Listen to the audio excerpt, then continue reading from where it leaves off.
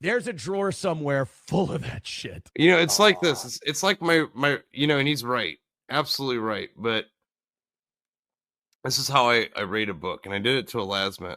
I got through like 12 pages of a book and I put it down. I haven't read it. I still haven't finished it. I was like, that's a pretty good book, man. He's like, what? And I'm like, I don't need to read anymore. It was good. I got through like 2 pages of Shane's Inglorious Rex and I was like, this is shit. Can't do it. That's how I praise, folks. That's if I can't even, because don't expect. I'm probably not going to finish your book, especially if there's a lot of words in it. I'm not going to finish it. Words are hard. That's fair. Yeah, they're hard, man.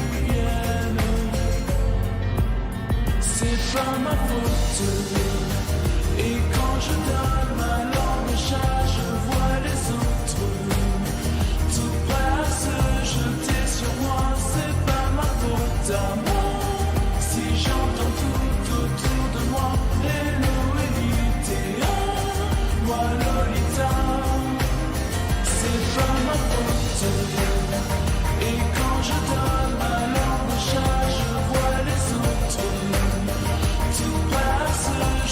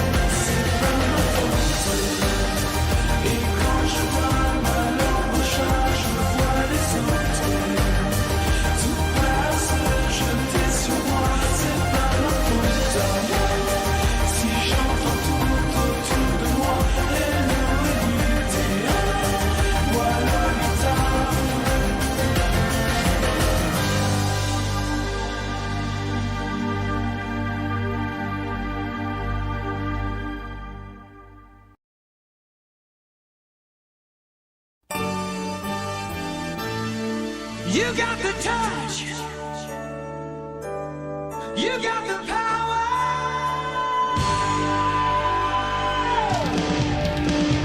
Yeah.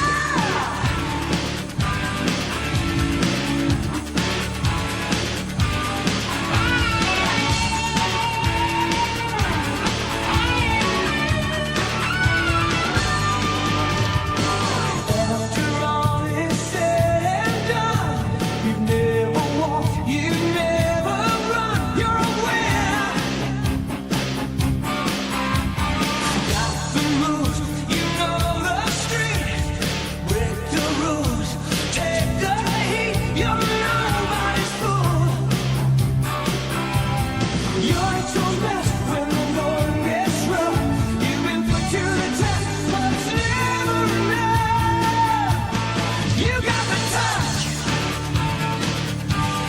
You got the power.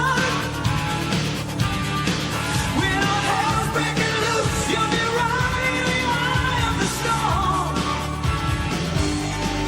You got the heart. You got the motion. You know that when things get too tough, you got the touch.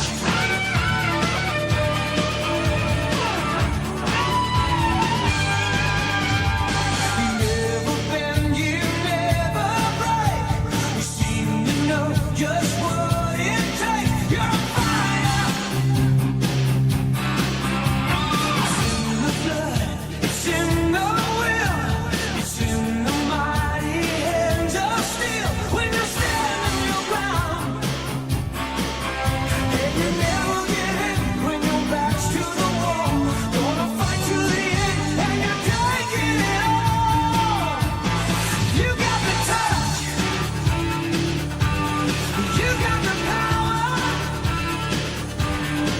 When all hell's breaking loose, you'll be right in the eye of the storm. You got the heart. You got the motion. You know that when things get too tough, you got the touch.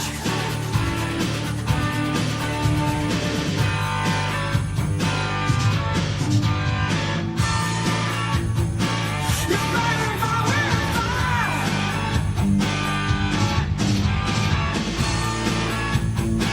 You know you got the touch.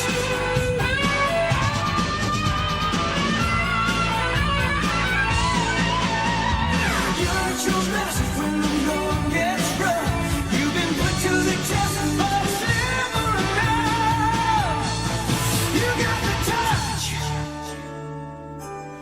You got the power.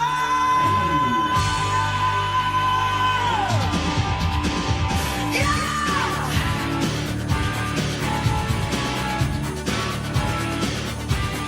You got the touch. You got the power.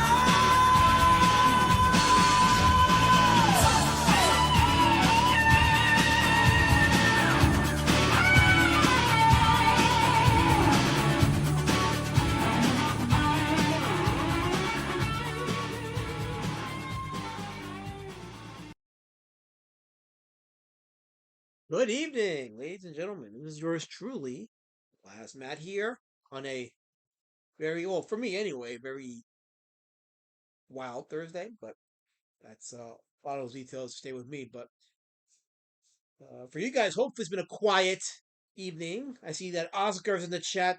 Oscar, there's a rule here, okay? There's a rule in the chat. You can't speak in tongues. So I'm doing that because I don't know what kind of gay ops you're doing right now. I don't trust you people with your gay ops. None of it. So if you do any gay ops in the chat, I'm gonna put you some. I don't know what I'm gonna do with you. I haven't figured it out yet. But you're not cool enough for the ban zone. So I ain't put you in the ban zone. But ban zone ain't cool. But still, you guys are trying to make it cool, and it's subverting the reason for the existence of the ban zone. So no speaking in tongues.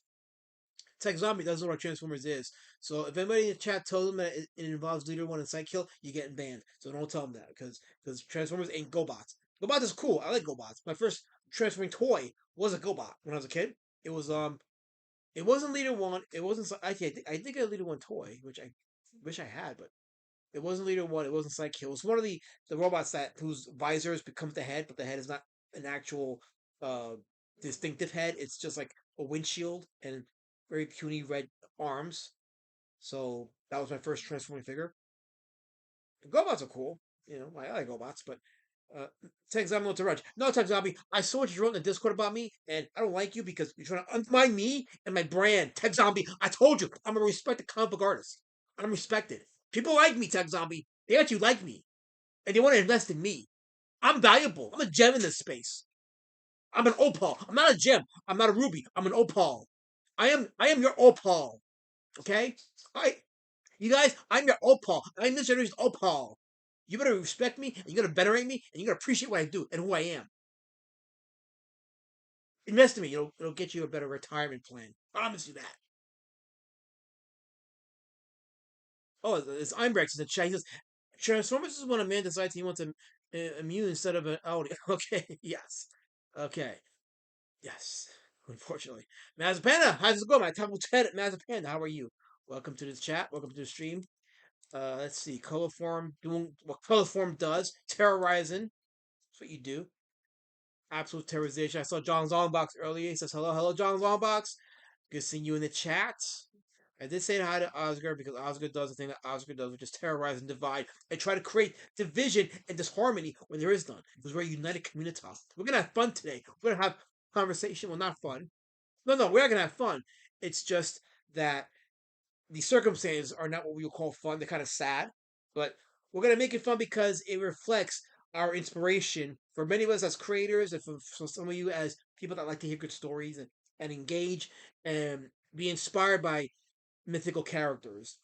Richie Dupes in the chat. How's it going, Richie? Good seeing you. Stop speaking tons, Oscar. You ain't Chinese. I know for a fact you ain't Chinese. Stop typing Chinese. And don't let Google can't translate what you wrote there. I saw what you wrote there, Oscar. Vinzinger. Lord Vinzinger says, I remember Transformers. It was a fun experience. I really enjoyed the classic Transformers show and Peter Cullen's performance as Optimus Prime. Yeah, we're going to talk about Peter Cullen. Normally Thursdays I do the Indie Comic Out live stream, but Peter Cullen passed away. We got the news today. At 80 years old, not long after Dolly Parton passed, who didn't pass away not long after Tim Curry. We had Dolly Parton, Tim Curry, and Peter Cullen in the same week passing away. Like, Tim Curry, same day. oh yeah, Dolly Parton and Tim Curry Shadowing. on the same day. Yeah, they were on the same day, and then Just later in the day. 2 days later we get Peter Cullen. It's like the old saying go, they come in threes, right? We had Hayden Panettiere. Hayden Panettiere, yeah, this has been a crazy year for celebrity deaths. Hayden Panettiere was too young to pass away, but she did. And of course, Chuck Norris and Hulk Hogan passed away too in the same year. It's amazing. The 80s icons are just like departing from us. And it's really a sign for a lot of us that grew up in that. We're getting old. It's, you know what? I think about this. Like when we shed a tear, when we cry for our dearly departed, are we crying because we missed them, or are we crying because it's a reflection of our own mortality? Like you, thinking about the depth of our sadness and grief when people that we care about pass away. Uh, let's see. Colin, I didn't even know he was sick. Says Carbunga Joe. Yeah, so he made an appearance early this year at a con, and it was known that he had health issues. So that was well known, but yeah, it just came out of nowhere. His death, yeah. Um, Optimus was your leader. No, he wasn't, Oscar, because Optimus Prime was your leader. You wouldn't behave the way you're behaving. You have bad behavior issues. You need a behavior tech, Oscar, because you have bad behavior issues. Optimus ain't your leader. Starscream's your leader. He's your leader, not Optimus. He's my leader, not yours. Also, the black dude from Menace to Society. Yeah, I forgot his name, but yeah, I saw he passed away too. What's that guy's name? I forgot his name, Oh, but here, I have it pulled up. yeah, but he was in Menace to Society. He actually parodied the same character in Don't Be a Menace in South Central, which I gotta watch again because that's a freaking hilarious movie. But he played the same character for Menace to Society in the Wayne's Brothers movie. Junior. What is it? Samuel Monroe. Sammy Monroe Jr. Yes, he was also in Tales from the Hood. People talk about uh Jordan Peele, but black exploitation horror existed well before Jordan Peele. Tales from the Hood was a pretty solid movie. He was in that as well.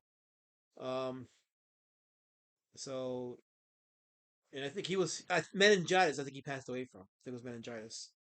So yeah, so yeah, it's a lot of celebrity guests, man. Holy crap. But yeah, Peter Cullen really affected a lot of us because he was the voice of our generation. It sounds corny to say, but he was the voice of our generation. On top of the fact that this year is the 40th anniversary of the Transformers the movie, and it will set the screen next month in September. They were going to have a special 40th anniversary screening of that movie nationwide, and he passes away. And the irony, or the sick irony of it, is the marketing for the movie this year is the apology tour for killing off Optimus Prime, and now the voice actor passes away right before the 40th anniversary screening of the movie. So, and we'll get into that in a second, but um, yeah, I mean it's sick irony, but it's nobody's fault. It's just this is how it turned out. It played out this way. Uh, Oscar says Optimus number one, Grimlock number two, Jetfire number three. I like all the trends. I love Grimlock. I got my Grimlock uh studio figure right here. Cartoon accurate, but transforms like a toy. Uh, this is in the Generation 2 colors. I couldn't find the one with the Generation 1 colors, but if I find them, I may get it. But I like this one, so it's cool. I love Grimlock, and for the sake of the stream, I took out my Optimus Prime action figure from. This is from the Earthrise line.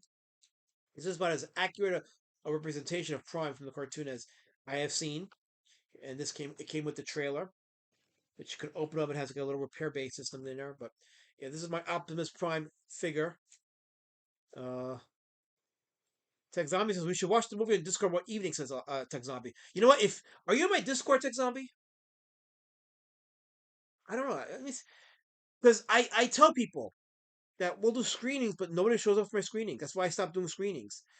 Um, I'm gonna I'll post a link to my Discord in the chat. Let me see. Let me make sure. Maybe you are there and I didn't notice it. Let's see. Let me make sure. Because if you're not, I'll put the link in the chat. Yeah, you're not on my Discord. Okay, so let me go ahead and take care of that. Let me see. Share the link. How do I invite to Sliva? There we go. Okay. Okay, so and if anybody calls it in the troublemakers, I'll kick them out. I don't care. It's fine. But there's a link to my there it is. There's my Discord link right there. It's called the Last Match Safe Space because it's the last haven of safety in Discord for me. So I created my own safe space because I ain't safe nowhere else. But in my Discord, I'm absolutely safe, and I'll stay safe in my Discord. But yeah, I think we should have a showing of the movie. Just get in, boys, and just chat and have a good time and reflect. So, Tomothy says I have Prime, Snarl, and Slag. Oh, you have Grimlock also. Yeah, I would like to get those the Snarl and Slag, but shit's expensive right now, and I gotta prioritize my spending at the moment. So maybe one day, but there you go. But anyway, so yeah, that's where we're at with that. So yeah, so I took out my Optimus Prime figure, right? I also have this. I bought in 2007. They came out with the Classics line. I don't know if you guys remember the Classics Transformers line, but I bought a Classics Optimus Prime, and then a few years after that, some third party came out with Oh, let me shut this off for a second. A third party came out with a trailer specifically for the third party, for the Transformers Classics Optimus Prime. So I keep it in here. And of course, I can't call it Prime because it's third parties are third parties for a reason. But I had this up here, and here's the back of this. So because I think it's cool they finally came out with a trailer for it. And the trailer does have Roller, so Roller is in there. And I put some of my other Transformers in the trailer because it's cool to do that. It's cool and just and right. Where's Kissy? I don't know what Kissy is. I don't know what Kissy is. So you gotta, if you really love Kissy and you venerate him, cherish him, you gotta contact Kissy and let him know that I started the stream. I did. I can't keep it no on color form. Stop being a Fermita. This ain't the life of Fermita Inc. We're not gonna Fermita Inc. tonight color form. I'll be doing that. So I ain't trying to silence nobody. So don't be accusing me of nothing because I will deny. I will not allow that in my chat. you people venerate me. This is about my veneration and respecting my space and what I do and what I bring to the table. Learn the current and modern guidelines. Oh yeah, so we're still talking about Peter Cullen, and we're gonna talk a little bit about some voices that he's done over the years. Not all of them, because we're gonna be here for 5-6 hours if we did that. Um, but obviously, the most people remember him for is Optimus Prime. And let me go ahead and open up the visual aid, because that's how I roll here. Shout out to people in the chat right now. I appreciate you guys hanging out.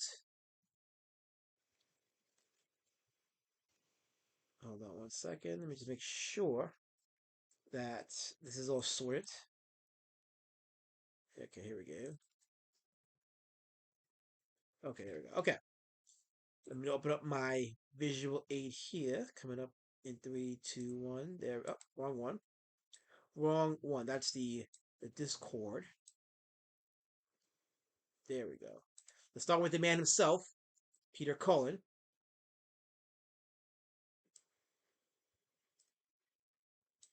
And there's a story about how he got the voice of Optimus Prime. He was doing an audition when they called for the audition of the voice actors for the show, and he was reading for Optimus Prime. His brother was the one who told him to do the voice as someone who was like heroic but gentle, a powerful figure that was gentle. And he did that Prime voice in a John Wayne style, that all too iconic voice, and that got him the gig. I reject that color form. You put that horror in my chat color form, you're done. Don't put that horror in my chat. As a matter of fact, don't put that horror anywhere. You're a sick person, color form. Horrors. The horror of what she's trying to impose upon me. That damn color form.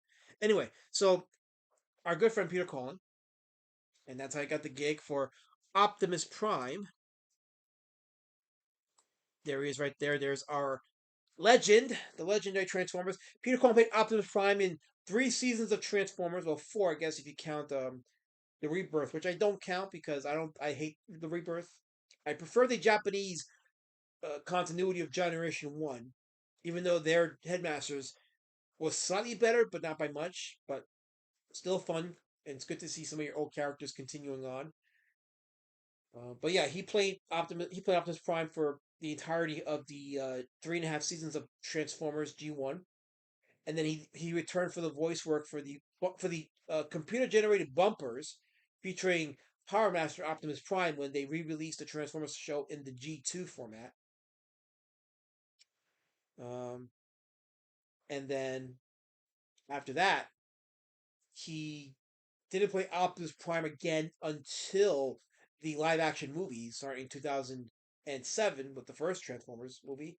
And he played Optimus Prime up until the last live action movie, which was Rise of the Beasts, which was very bland. That was a very bland live action movie, and I like to subtitle it "Where are the white people at?" because there's almost no white people in that movie, which is like insane. It's like DEI gone on steroids, but it was a very dull movie otherwise. Not the swan song that he deserved, but that was the last live action Transformers film that Peter Cullen did the voice work for as Optimus Prime. He also did Prime in the Prime CGI animated show, which came out in like 2012, 2013, which was a very fun and serious Transformers cartoon, CG cartoon, CGI. And it took elements of the movie and it made its own mythos, its own mythology, and it was very well done, very well animated, not animated, very well told story. And it didn't just have Peter Cullen; it also have Jeffrey Combs as well. Jeffrey Combs is a very well-respected actor, so he was in that show as well. And Frank Welker as Megatron, who is still alive, by the way. But how much longer does Frank Welker have? If Frank Welker passes away, not if, when he passes away, that's your entire childhood right there, guys. That's gonna be your entire childhood will will be gone once Frank Welker passes away. He voiced anything that had a cartoon. He was in that. He voiced anything that was in a cartoon. He was Scooby. He was Megatron. He was Scooter from GoBots. Um, Gosh, what cartoon did he not do voice work? He did. It was virtually everywhere. He wasn't in Masters of the Universe though. That he didn't do. Nor Thundercats, but um, it was like everywhere else. Everywhere else. So yeah, so that was his voice work as Optimus Prime. And there is the steelbook cover for the upcoming 40th anniversary release of the Transformers movie. They announced this today. This came out today. The announcement from Hasbro, not Hasbro, from I forget which company's releasing this, but they put this out today, not realizing that this was the day that Peter Cullen would pass away. So it's insane that the timing of this. And this was not meant to be like they weren't trying to be insensitive. It was just a matter of timing. The timing was awful on this one. So they announced this today on the passing. Huh? He just suddenly passed away, or No, he was sick. was he sick? He was sick for a bit. Maybe they kind of, had a talk. No, he was sick for a while, but they. Okay. Yeah. Right. But no. They didn't plan on him passing away. Pretty sure, because there's gonna be and there's already some not outcry, but there's like an uncomfortable emotion about the timing of the release of this cover for the steelbook edition of Transformers the movie with Peter Cullen's passing. So now when you see the scene in the movie where Prime passes away, it's gonna hit even different now because it's the actual voice actor passes away too. So you're gonna see a bunch of grown men. If you go see this movie in the theater next month, you're gonna see a bunch of grown men actually crying and reliving their childhood PTSD because not only did they see Prime pass away, but they know that the voice actor behind that did pass away. He's gone. No, I love Transformers movie. It still holds up. I mean, it's not the best told story in the animation format, but it is mythological in the Transformers lore for a reason. So the first one is K and the best of the lot, says Oscar. Are you talking about the live action one? Um, as far as the live action movies, to me, Dark of the Moon is still the best of the bunch. And they're up, and they're all like, I mean, the first Transformers movie was really, the first half was well told and it built up a potentially nice setup.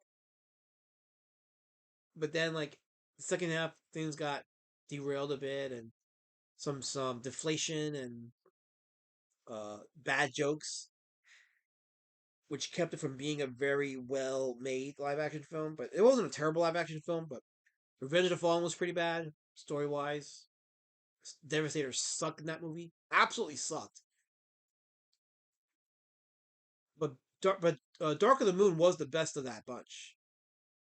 With its flaws, it was still the best of the bunch. I think Dark of the Moon was the peak of the live action movies, and then Age of Extinction was like the designs of the Transformers were bad in that movie, and I didn't even bother with the Last Night.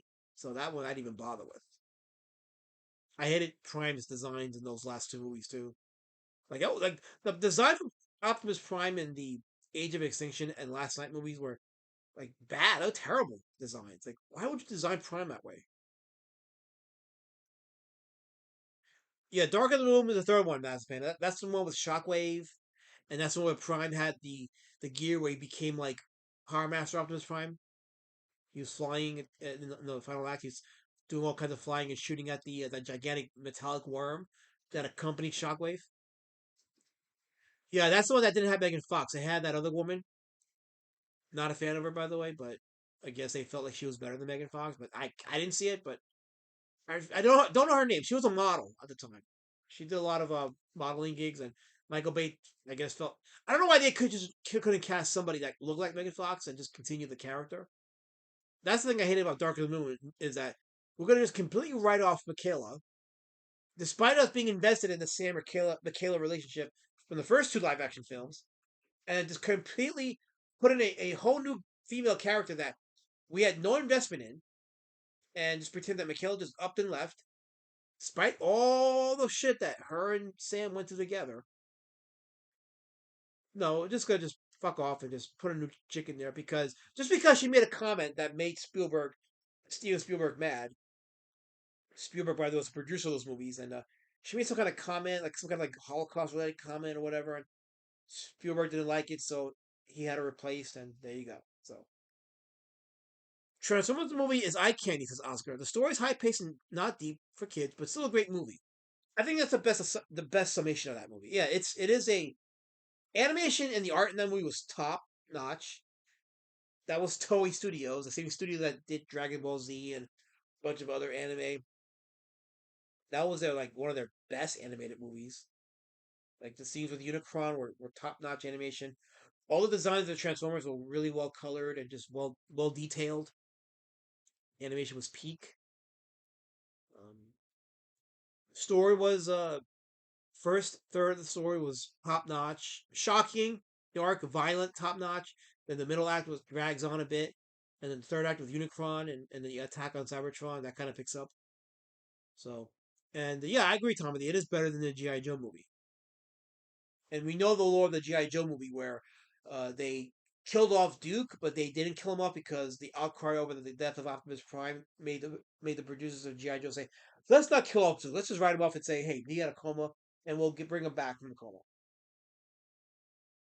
Spaceships with dope, says Oscar. Yeah, they were well designed in the Transformers movie. Well designed, well colored.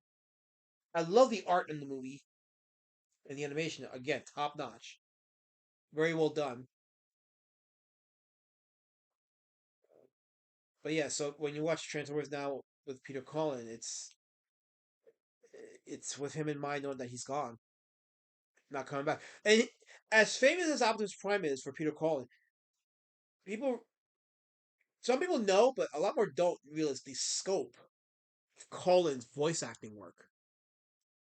We're gonna look at some of it here, and we'll get back to Prime. But you guys remember Voltron? Remember Voltron? Remember that character, Koran, the guardian over Princess Allura and the keeper of the castle at Eris, planet Eris. Koran was voiced by Peter Cullen in Voltron. Also, when you watch Voltron, you see the opening credits. That narration is also Peter Cullen. I don't know how many people knew that, but yeah, this is Koran from Voltron, voiced by Peter Cullen, among others. I wonder, did he do King Zarkon too? Let me see. Did Cullen do? I don't think he did Zarkon, but he definitely did Koran. He did the narration.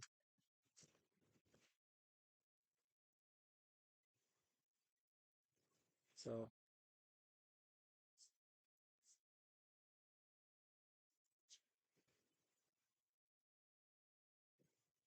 hold on a second.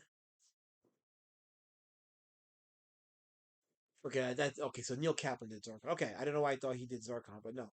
But yeah, definitely Koran in Voltron. That was his contribution to that cartoon. And then there's Eeyore. It's a Springtime for Rue, among other late Winnie the Pooh cartoons. He was the voice of Eeyore. I don't remember who voiced Eeyore in the original Winnie the Pooh cartoons, but in the later Disney series for Saturday morning, yeah, Peter Cullen did Eeyore. Monterey Jack from Chip and Dale. Actually, he did Monterey Jack for about 60 episodes, 61 episodes, I think. And then Jim Cummings, another famous voice actor, did the other episodes. The story was that the producers liked Jim Cummings' delivery of the comedic lines better than Cullen. I don't know if I agree with that, or maybe I'm. You know, actually, I'm trying to think which episodes were Cullen. Oh yeah, that was with a higher pitch Monterey Jack. That was Cullen. I prefer that voice. I prefer Peter Cullen's voice as Monterey Jack than Jim Cummings. But the producers prefer Jim Cummings, so. Oscar says, KSS told me your favorite character in Voltron is. Well, KSS ain't here! Hey, he ain't here, so I don't care what you think he said. He ain't here. So I defy and deny and recuse whatever he says. Oscar. Ozzacration. I'm Ozzacration. From now on, your name is Ozzacration. For that baloney lie. Tailspin's better than Chip and Dale Rescue Rangers. Um, I guess maybe. I don't know. You're you're derailing Ozzacration. You're derailing. Einberg says Cullen more recently voiced the betrayer in Invincible. Yeah, an important character within the Voldemort Empire. He assassinated their emperor, then fled the world, if I remember correctly. So yeah, the betrayer Invincible. This is true. But yeah, so he voiced Monterey Jack. And I remember as a kid when I watched Chip and Dale, the whole joke flew over me about why this mouse was named Monterey Jack.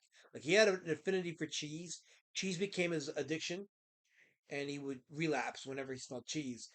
And then over the years, I found out there was an actual cheese named Monterey Jack. And I'm like, oh, that's why they named him Monterey Jack. Oh, okay, it's part of the joke. I see. So that's on me. I totally did not know that. So anyway, wait, what's this? Is that the Predator? Why, yes, it is. That's the Predator. So when we go into Cullen's voice acting work in live action films, it goes beyond just cartoons and child play. It's he did some very serious roles. He did the grunts and growls of the Predator, and of course that was his voice at the end when he mocks Arnold Schwarzenegger. But yeah, he did the like, that was him. And there's an interview with Peter Cullen where he actually shows us how he did the voice for the Predator. So he actually goes into the he goes into that. It's pretty interesting. But yeah, he was very versatile. Peter Cullen was extremely versatile. This movie celebrates its 40th. It's funny. This movie celebrates its 40th anniversary next year. So we have Transformers movie this year, and next year Predator. I have the 35 millimeter scan of the original Predator, which I'm gonna have to put on DVD. But I love 35 millimeter scans of movies. I don't know if I told you guys this, but I watched Batman '89 on TV the other day with my DVD copy of the '89 film, 35 millimeter scan. It is like watching a whole different movie. It is absolutely like watching a whole different movie because you get used to these movies like all cleaned up and sharp with the first with the VHS release then, and then when it got released on Blue DVD, then Blu-ray, like they kind of sharpened the image up. Well, they didn't have to; they chose to because that's the selling point of DVD and Blu-rays is sharpening the image up. But then when you actually see the scan from the original 35 millimeter, it's like, wait a minute, this looks so much better. Not because it's sharp or because it's cleaned up. It's because it looks like a different world. It looks like a very atmospheric, ambient type of movie. 35 millimeter film, a movie from a 35 millimeter negative really looks a certain way. It looks really good. How's it going, Henry? Good seeing you in the chat. Henry Thrune. Shout out to Henry Thrune. Welcome, welcome. Ozzacration. Stop with your lies. Stop with your lies, Ozzacration. Yes, I did get the Fistal. Everybody in the world universe got the Fistal joke, and no one laughed. Ozzacration. No one laughed. Nobody laughed at that stupid joke. But yeah, I watched that film on 35 millimeter, and it's like, damn, this is so much better on 35 millimeter than on just like sharpened up digital cleaned Blu-ray. So I'm gonna watch the 35 millimeter Predator soon, and I'll probably feel the same way. I'm trying to grab a collection of 35 millimeter scan films just because it's better. I like it that way. Oz the Creation says Jack Nicholson nailed it as a Joker. Yeah, I watched it again. When I watched it, I really appreciated Nicholson's performance. And I know he hogs up a lot of the movie, and there's a debate about whether he played the best Joker. I still prefer. I think Heath Ledger did a better job. Let me say it again. I think Heath Ledger did a better job, but I appreciate Jack Nicholson's performance. Again, it was entertaining, and it's iconic. For what it's worth, it is an iconic performance. So yeah, I'll watch Predator in a 35 millimeter scan, and I'll report back on my findings once I do.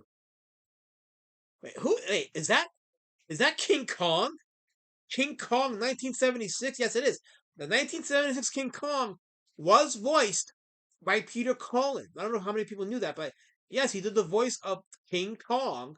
And I'm not talking about the stock roar that you heard in a lot of the 1950s science fiction giant monster flicks. I'm talking about the growl, like you know, growl. And there's actually when he was showing when he was being interviewed about the Predator voice, he does go into the King Kong voice too. And I think he mentioned how that King Kong voice scratched up his throat and he was coughing up blood for a bit. Um, but yeah, he did the King Kong voice for for this movie. We were exposed to Peter Cullen even before Transformers.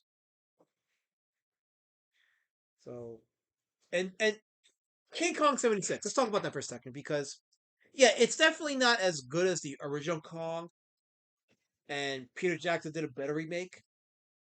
But when I watched this movie recently, when I watched King Kong in 1976, I was like, you know what? The cinematography is actually excellent in this movie.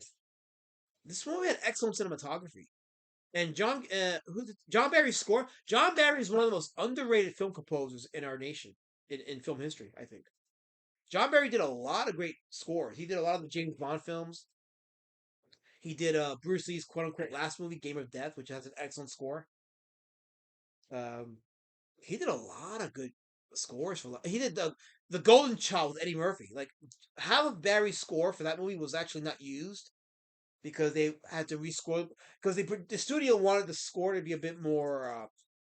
I don't know what the reason was, but you can find John Barry's original score for the Golden Child on YouTube. It's pretty much it's a good find, very enlightening. But I like the score for the Golden Child. But yeah, they removed his score and put on a different music in it, which I like the music for the Golden Child. But when I heard the John Barry score, it was quite the revelation, quite the find. It really was. Oz the Creation says, I prefer King Kong as a giant gorilla, not like the Monsterverse. Um, hmm. I mean, I like the Monsterverse Kong, but for me, like my favorite versions of King Kong outside of the 1933 version is the 1967 King Kong Escapes movie by Toho. I love that Kong. It's one of my favorite Kongs. And honestly, I prefer the MonsterVerse Kong over Peter Jackson's Kong. Because I feel like Peter Jackson's Kong was more of a gigantic silverback and less of a monster. See, the 1933 King Kong was a monster. It wasn't a giant gorilla. Yeah, it was a giant gorilla, but it was a monster. It wasn't like just, oh, you look at a giant gorilla. No, you look at a monster gorilla. Vicious and everything. Like, it was definitely a monster. And I felt that way with Toho's Kong. I felt that way with the John Gillerman's Kong. I didn't get that with Peter Jackson's Kong. That to me, I feel like I was watching a giant silverback with that one. I like the movie. Don't get me wrong. I like Jackson's Kong, but the movie. But I feel like as the representation of the monster, I prefer Gillerman's representation of the monster. Mass Bennett says John Barry did Dances with Wolves, right? If so, I love that soundtrack. Let me check right now if he did, because if he did, then yeah, John Barry is definitely Kino. He's a very good film composer. One of the best. I love Barry's music. Let me see. Dances with Wolves. Let me find out right now. We're gonna find out right now. Mhm. He did do it. Okay, Lady Shallback No confirmed. way. We're talking about Peter Jackson? We were, yeah. Sounds Yeah, Don't, but don't yeah. quote me on it. Look it up. Quote you about what? Make sure it was him. Who? Make sure who was with? Who was- Dances with Wolves. Oh yeah, yeah. Peter Jackson. No. Not Peter Jackson. John Barry. Oh. Yeah, no, he didn't do Dances with Wolves. He was doing low budget movies at the time. Let's see. The score composer for Dances with Wolves was. Let's see. I have to go here and click on the top cast because that'll give me the entire crew. Of course, I could have typed down John Perry's name in the search bar, but I would have picked up a long, exhaustive resume, and I didn't want to do that. So I figured it's just easier just to go. Yep, John Barry did Dances with Wolves. There you go, Master Painter. There you go. Oscar says first King Kong and first Godzilla films are goated. Yeah, no, they're both great films. King Kong in 1933 is still top-notch sci-fi horror, and the first Godzilla film is top-notch sci-fi documentary style horror. Both films are great. I gotta. Warner Brothers. By the way, Warner Brothers released a box. Is it Warner Brothers or some other studio? I don't know which studio released it, but they released a box set of pretty much all the Kong films except for 76 Kong, and it includes the Japanese King Kong films, and I think it also includes the first Godzilla film, along with the MonsterVerse films. It's like $40, but if you get that, that's pretty much like one of the best gifts you can give somebody that's a big Kong or God, more a Kong fan than anything. But yeah,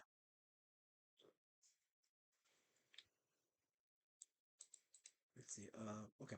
Henry Thune says Cullen played Kong, then Optimus Prime. Then in Beast Wars, they had a new Optimus who was a gorilla. Yeah, you're right. That's interesting. It did. Yeah, the Optimus Primal, is the character's name in Beast Wars. But yeah, it's interesting that you had an amalgamation of two types of characters that Cullen played. Even though Peter Cullen didn't do the voice for Optimus Primal, that was Gary Chalk. Gary Chalk did the voice of Optimus Primal. He also did the voice of Optimus Prime in the 2000 Transformers Car Robots show, which is also known as just Transformers Robots in Disguise in the United States. But when it came out in Japan at the time, it was Transformers Car Robots. Then they imported it into America, and it was known as Transformers Robots in Disguise. And the Optimus Prime, who was a fire truck in that show, was voiced by Gary Chalk, who did Optimus Primal in Beast Wars. God, this is taking me back because I remember when Transformers Robots in Disguise came out. That was not long after the 9/11 stuff. So, Lady Shadowman says my favorite Kong was from the adult store. Oh wait, what? Wait, what? Did I miss something here? Uh, I I don't know what that means. Okay, Intense Shit says top chat.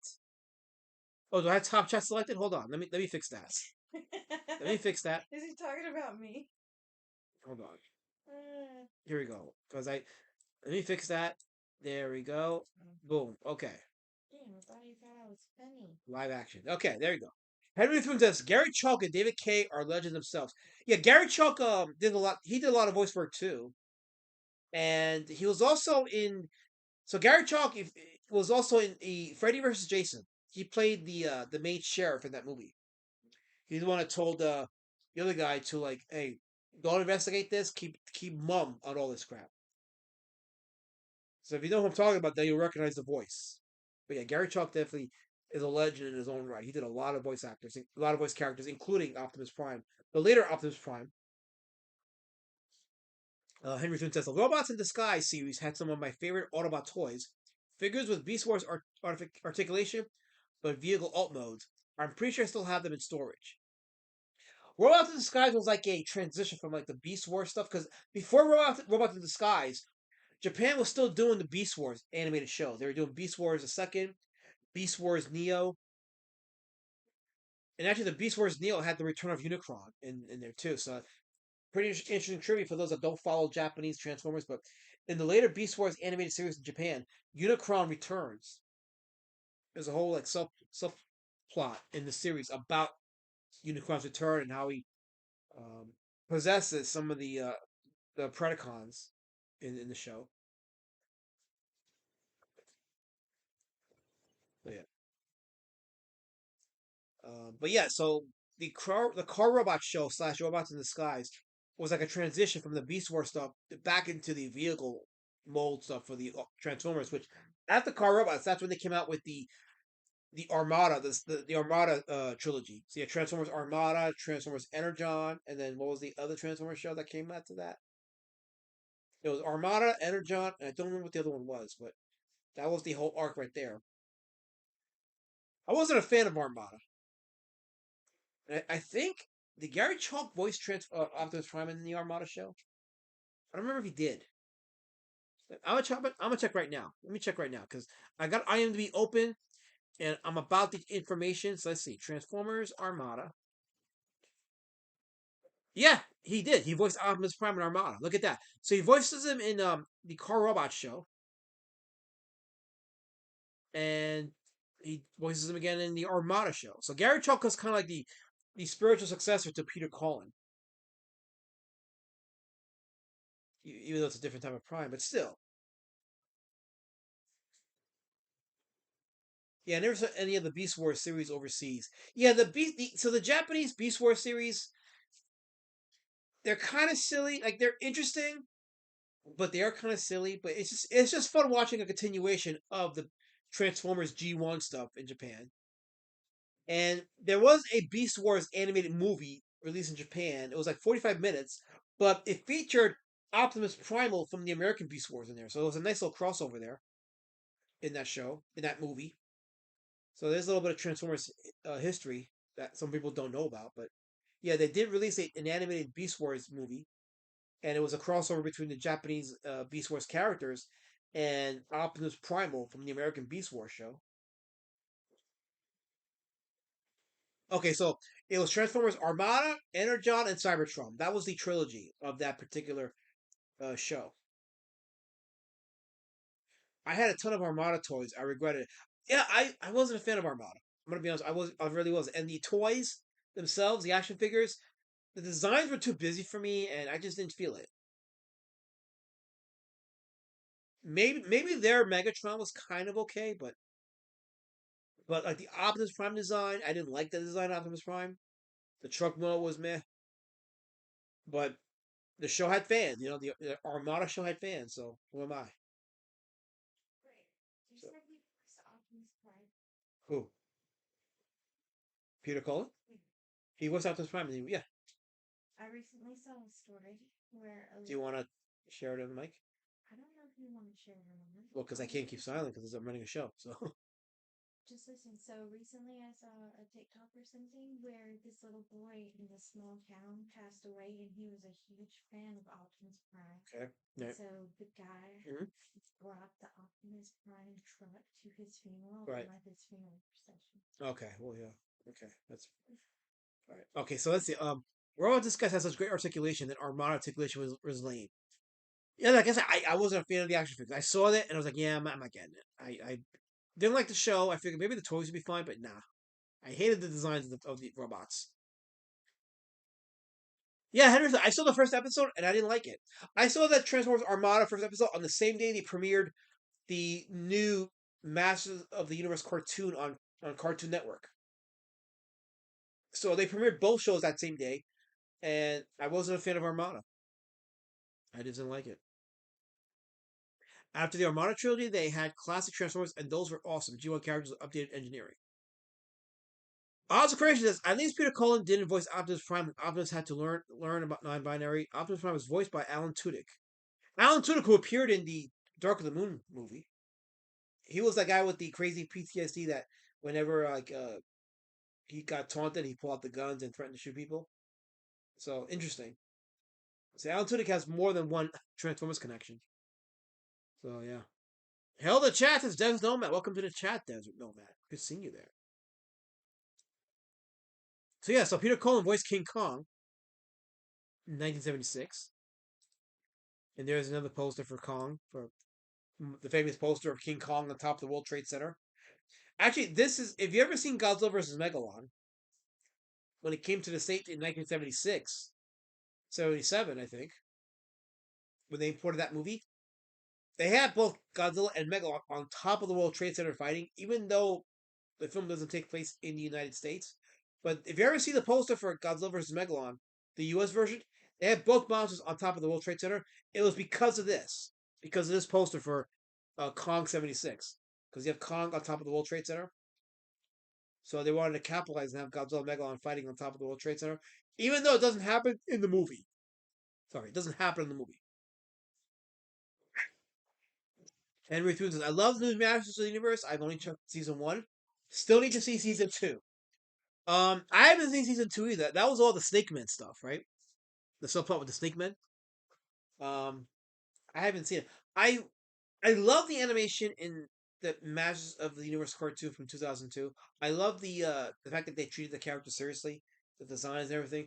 But I couldn't get into the show that much because it was more about fighting and action than it was about a story. I feel like they needed the writers of the original Filmation cartoon that to really hone in on the characters and their relationships and their arcs. So for that reason, I wasn't a huge fan of that cartoon, even though it was miles better than Kevin Smith's Netflix abomination. Like the 2000 cartoon is miles better than Kevin Smith's Netflix garbage show. But if I'm going by the merits of the 2002 cartoon alone, good cartoon, good animation, good designs, treats the characters with respect, but I feel like they needed more characterization. That's just me though. Asa Creation says Kong 76's ending is sad as his heartbeat slowly fades away. So here's a little trivia. In 1977, I think it's 77 or 78, there was a French movie called Bye Bye Monkey. Actually, let me find it for you. I'll find it for you because it's good to show it to you.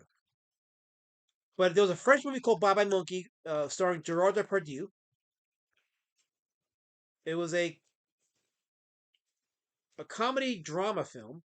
Some people Wait, what's it called? Bye Bye Monkey. Oh. Yeah.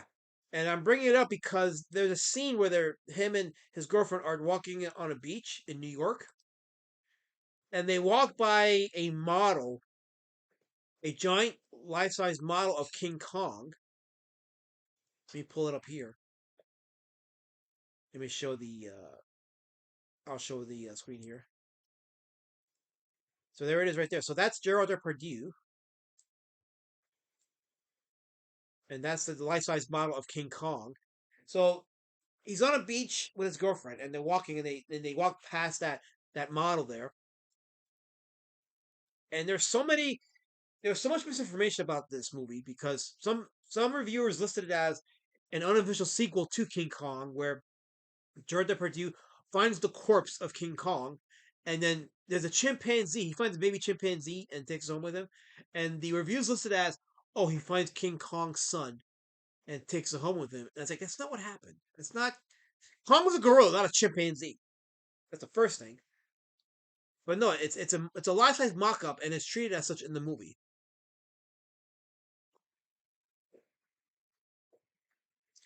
But there was also the 1986 King Kong Lives, where, and you don't realize this as a kid. You just say to yourself, "Wow, giant King Kong's back, and he's doing all kinds of destruction, and it's all cool and shit." That's what you're thinking when you're a kid. But then when you're older and you watch the movie and you see the story, it's like, well, this is kind of ridiculous. Kong falls off the World Trade Center after getting pumped with lots of bullets, falls down how many feet onto the ground? Should have had a shattered spine and everything. Should have died. And the movie made you think that he did die because that saw heartbeat and his eyes looking away and effective death scene. But then 1986 happened and they were doing heart surgery, so they somehow managed to keep that giant creature alive on life support for 10 years. How they do that? They don't effectively explain it. On top of that, they had a heart surgery done for him, and it's like 10 years. I don't think there's enough technology in the world to keep a giant creature of that size alive on life support machines for 10 years. I don't think they could do that for people. Maybe people, but our technology is formatted for us, not for a giant monster gorilla. The 2000s had peak animations, as Henry showed. He-Man, Ninja Turtles, Thundercats. Yeah, Ninja Turtles cartoon was definitely dope. MTV Spider-Man. Okay, Master Panda. What did Master Panda say? He says, hold on. Chat went by fast. He says, yeah, I agree that even in the action show, you need to do at least some drama, this story, etc. Yeah, I think that was what was missing from the 2002 Masters of the Universe show. It needed more drama, more story. So I thought the 2000 He-Man had better storylines that I recall from the original. For example, how Skeletor became Skeletor. Honestly, I thought that was one of the worst aspects of the show. Giving Skeletor an origin story. Skeletor doesn't need an origin story or an origin story. That's one of the things I loved about the the new live action Masters of the Universe is you don't get an origin story with Skeletor. He just shows up and he's just evil. I'm like, yeah, I can appreciate that. I like that Skeletor. Beast Wars had a Transmetal 2 chimpanzee character called Optimus Minor. Only a toy, though, not in the show. Yeah, I definitely don't remember the show. So, yeah. Does KSS live, or is he DED? I didn't do nothing to Ozzacration. I did nothing to Kissimus. Kissimus chose not to be here. Ozzacration.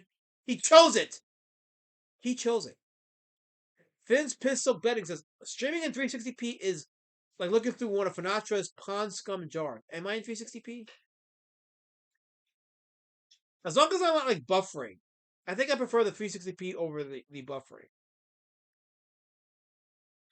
So I'm okay with that. I'd rather do that than the buffering. So I'll take my chances. But it's good seeing you in the chat, Finn's Pistol Betting.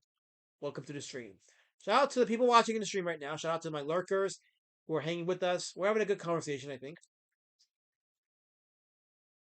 Beast Wars was the opposite of eye candy. It was eye cancer. The computer generated stuff was done by the same company that did reboots. I forgot the name of the company, but yeah, the CGI at the time was fairly new. It was an experiment. But here's the thing, Ozzacration. I'm not one of these snobby, and I'm not saying you are, but I'm not one of these snobby Transformers fans that. Let me take this off for this. I'm not one of these snobby Transformers fans that um does the sign of the cross when it comes to Beast Wars. There's a Facebook group for Transformers fans where if you mention Beast Wars, they ban you. I'm not joking. There's a rule in one of these Transformers fans groups where you cannot talk about Beast Wars. It is forbidden. I'm like, this is fucking insane. Like, Beast Wars is lore. Beast Wars is the reason we have the conversation about Sparks. The concept of Sparks in Transformers came from Beast Wars. It also further goes into the lore of why Starscream, when killed by Galvatron, somehow still has an eternal spark flying in space as a form of a ghost. Beast Wars gave that explanation. Whereas the cartoon, G1 cartoon just says, hey, here's Direction's ghost. There you go, have at it. And I liked it. I like seeing Starscream return, but still. How a robot, especially Starscream, has a ghost and the others don't, never explained it. But Beast Wars finally explained it. And it's like, okay, so there you go. It's because of a mutation in Starscream's spark is why he can transcend time and space as a spirit. So yeah. Let's see. Mainframe that did the reboot cartoon also did Beast Wars. But yeah, I'm not one of these snobs that like, oh, Beast Wars. No, I like Beast Wars. I think Beast Wars is top-notch storytelling, and it really added to the lore of the Transformers. So it did a lot to fill in the gaps that was left open by the G1 cartoon, and it added a lot to it. So I appreciate it. Like, yeah, man, this is awesome. I appreciate that. I avoided Beast Wars for a little while. I didn't really start watching Beast Wars till 2001. And the reason is because I thought, oh, they're trying to replace Transformers, the original G1. Like, I'm not with it. And I heard some people say the same thing until I started researching the show. And it's like, well, there's a lot of callbacks to G1. They call back to the time when the Ark crashed landed on Earth. You see the cameos by Starscream, Unicron, the original Transformers like Optimus Prime and Soundwave. I'm like, oh, this shit is dope. Like they really do call back to the old G1. So I finally sat down and watched it. And I'm like, this show is pretty dope. Beast Wars is a very, very well told story. It is peak sci-fi for Transformers. It really is. It really does add to the lore established in G1. So yeah, if you're one of these people that's like, oh, Beast Wars, no, like you're not a serious fan. I'm sorry, you're not. Like you can not like it, but if you're that fanatical where it's like, oh, don't you dare talk about Beast Wars, I can't take you serious as a Transformers fan. I can't. I'm sorry. I just cannot.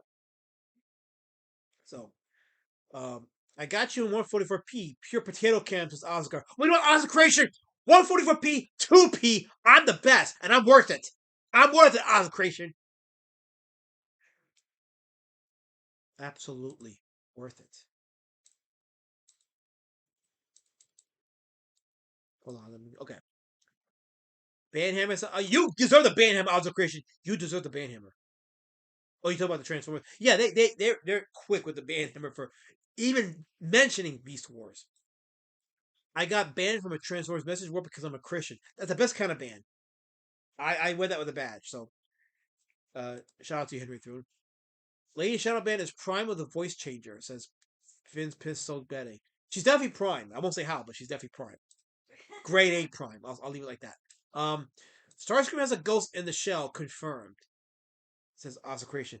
Actually, there's 2 episodes of Transformers season 3 where Starscream appears as a ghost. One of them is Starscream's ghost, and the other one is called Ghost in the Machine. So it's a play on the term Ghost in the Shell. So yeah, there you go. Snob power. You're a snob, Oscration. You are a snob. I'm so glad you admitted that. You're a snob. Beast Wars was top-notch Transformers. If you don't like it, you're a snob. Tough. Mainframe also did a War Planet show that was also fantastic, but I never got to finish it. Snobby Gremlin says, Oscration. You are a snobby gremlin. That's true.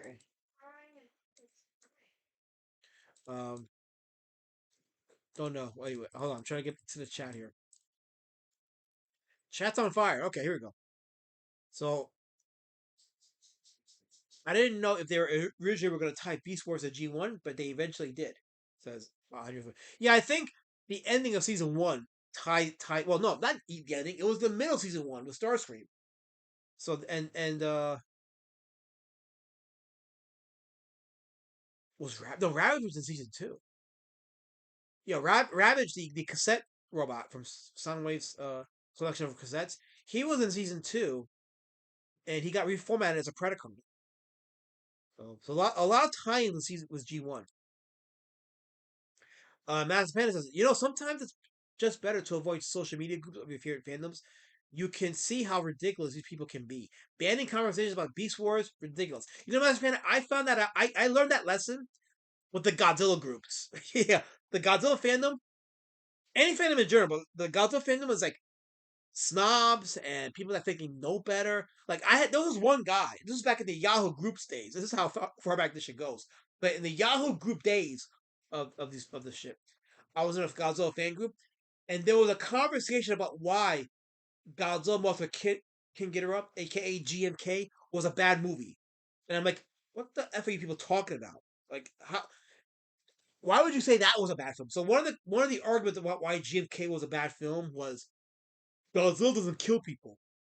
And I'm like, motherfucker, the first Godzilla film, there are scenes of him blowing police cars on fire.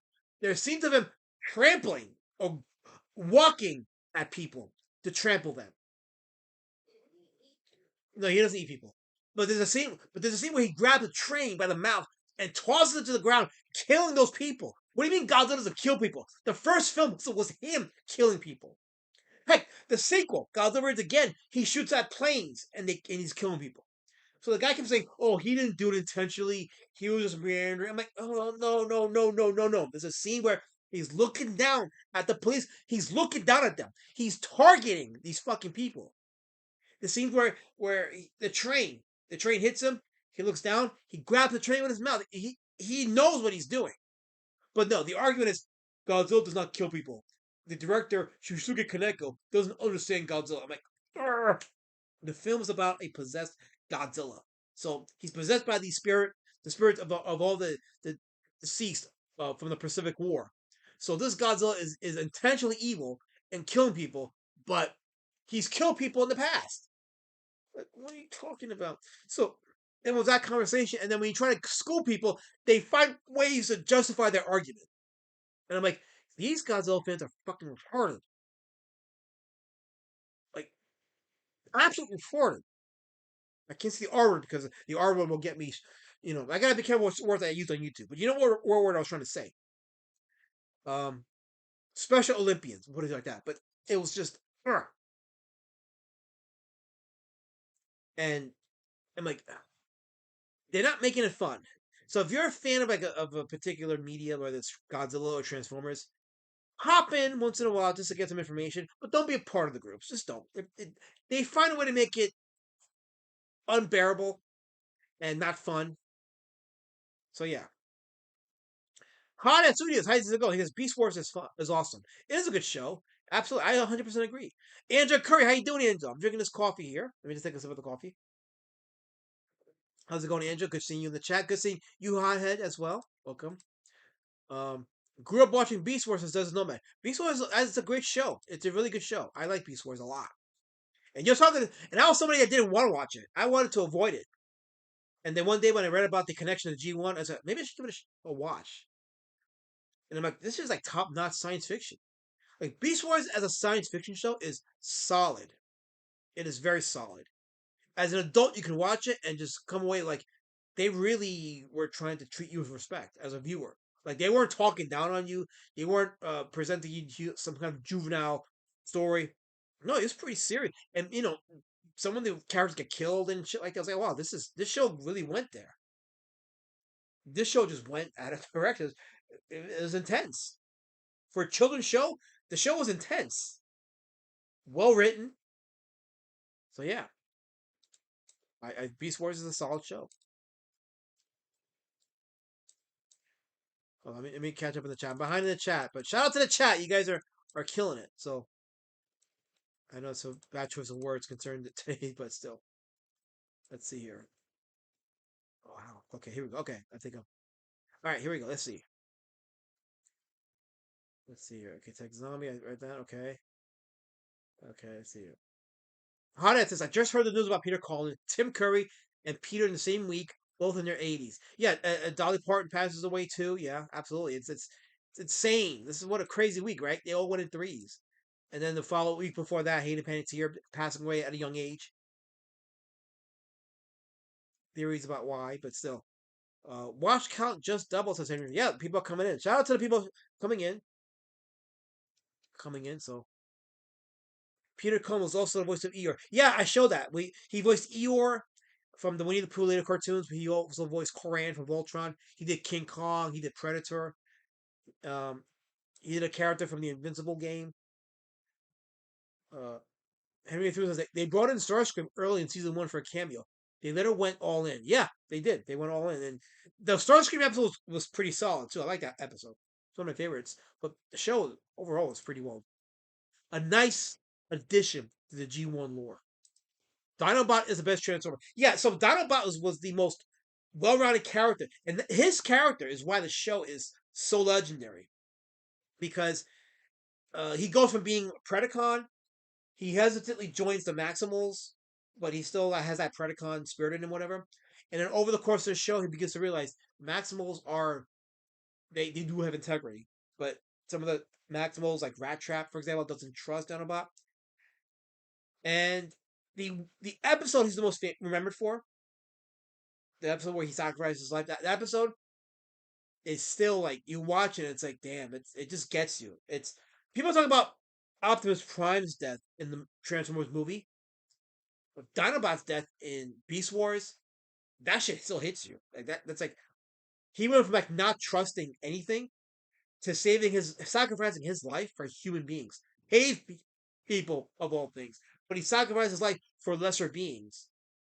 And the tribute they gave him, man, that shit like that gets you. That's like it's even more. It hits even more because it was during the time of the show where most of the Maximals were transitioning to the transmetal stage of their arc. So, with the exception of Rhinox, Dinobot was the only Transformer, Maximal or whatever, who was still in his original alt mode. He never transitioned to the transmetal mode. So, it's like they further moved away from the original first season. It's like it kind of hits you there, So, yeah. Henry says Godzilla kill people. According to some people back in the day, when GMK was still a fresh film, and there was opposition to it by some idiots, yeah, Godzilla doesn't kill people. I'm like, no, nope, you're lying or you're dumb. It's one of those two. So, Jabba is president of the Road Warrior 3 Tall Grass Fan Club. KS says, Oz of Creation, that kind of lie is not going to get allowed in this chat. Keep it up, Oz of Creation. Keep it up. Godzilla is an animal, a beast.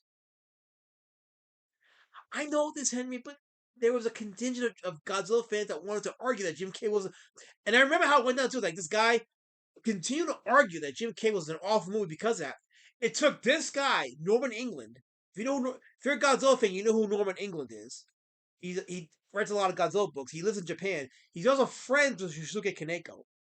It took him to go into this Godzilla group and BTFO these people, specifically this one guy in particular, and told them to basically fuck off. When you say that Godzilla doesn't kill people, when he's historically done so, and to shit on the director for doing that, it's like, you're a moron. And I'm like, I can't be with these fucking people. I can't. Fandoms suck. So yeah. When does the new Godzilla movie come out? It's scheduled to come out in November, which is traditionally every year in November is when Toho does their Godzilla Fest. So it's coming out, and I think for the first time they're gonna show it worldwide simultaneously in Japan and the rest of the world simultaneously. I think it's gonna show day one in Japan and day two everywhere else. So we're gonna have a chance to see Godzilla minus zero, I think it's called, uh, November of this year. I'm looking for. Oh, speaking of which, I gotta show you guys this. Y'all know the McDonald's Happy Meal toys, right? The Godzilla Hello Kitty amalgamation. I I I did the thing. I said, I'm gonna just go ahead and do it. So, and then they do it in a mystery box. So you don't know who you get, but I got Rodan. Rodan, whatever this thing behind inside of it is. But well, we can still go because I have more figures to cut. We can go tomorrow because I want to get more of these figures. But yeah, this is the Rodan of them. I did. I did. That's what I did. What the toy? I went inside. Okay, so I'm a grown man. I went inside the McDonald's and I said, "How much for the toy?" And the lady looked at me, non-judgmental, by the way. I want to add, but I was like, I don't give a fuck. I'm saying, yeah, how much for the toy? Let me get the toy. She's like, oh, you want the toy? I was like, yeah, I do. I want the toy. So I got the box, and it was the Rodan. So there you go. So Mass Panda says, Alasma, what you're talking about is why the invasion of positive plus weirdos into nerd culture is why everything went to crap. Yep. These types fundamentally don't understand heroism, sacrifice, etc. No, what happened was they got the wrong message from the Watchmen comic book. They got the wrong message from Alan Moore, and they think that deconstructionism is smart writing. They think, oh, it's mature writing to deconstruct what is good and heroic. No, it's lazy, it's morally bankrupt and uninspiring. I was a creationist. I want those toys. I still got 3 more figures I have to get, but yeah, I got it. Rodan. Oh, my Bebop figure keeps dropping. Fuck off. So there you go. Yeah, so I do want. Yeah, yeah. So I got the Rodan. Uh, I have no idea what that pink thing is. This is Rodan. Well, it's their interpretation of Rodan. This is Rodan. This is the Rodan that appears from Godzilla Final Wars. Hence the 3 crests on his head. Wait, is that no? Wait, is that the is that the Final Wars Rodan or is that the No, this is the Mecha Godzilla Rodan. This is the 1993 Mecha Godzilla Rodan because that Rodan had the 3 crests on his head. Angela Curry says, "Alas, that's gonna collect them all." I'm gonna try to, Angela. I'm gonna try to. Time's running out, but yeah, I'm gonna try to collect all 3 of them or 4 of them. There's still Godzilla. There's Mothra. There's King Ghidorah. I think there's Space Godzilla, but I definitely want the King Ghidorah one. But yeah, you should have gotten the entire Happy Meal, says Henry through. I wanted a chicken sandwich. So my daughter called me up about those toys. I said, fuck it, I'm gonna get one. Fuck it, why not? So yeah, I did. Henry Thune says they deconstruct what is good, but then don't provide what they believe is actually good. It's intentional. It's really intentional. It's meant to deconstruct morale. So they're if they can deconstruct morale among the population, they can form whatever they want from you mentally. It's actually one big psyop, but yeah, that's a whole conversation for another day. But yeah, actually, we've had those conversations in various shows. But yeah, the whole deconstruction is meant to destroy what is good. It's intentional. More like the Great Reset kind of. You know what that is. Henry Thune said I think there are TNT Godzilla crossover toys now. There is, as a matter of fact, Henry Thune. I got one. I got the Leonardo Godzilla one, and I'm gonna tell you right now, I don't particularly like it. I'm gonna be honest with you. I got it for the novelty of it, but I don't know. I might sell this. It was an interesting idea, but I'm not the biggest fan of it. I think the Rodan Raphael one was probably better looking. I didn't get that one. I got the Godzilla Leonardo one, but I think. Hold on, let me open up my YouTube tab here on my phone. Hold on, let me open up my YouTube tab here on my phone. Not the tab, the app. I don't have internet. Watch out, maybe I do. Does no. I still have to call T-Mobile, but I gotta call other people first about something, so I can't do.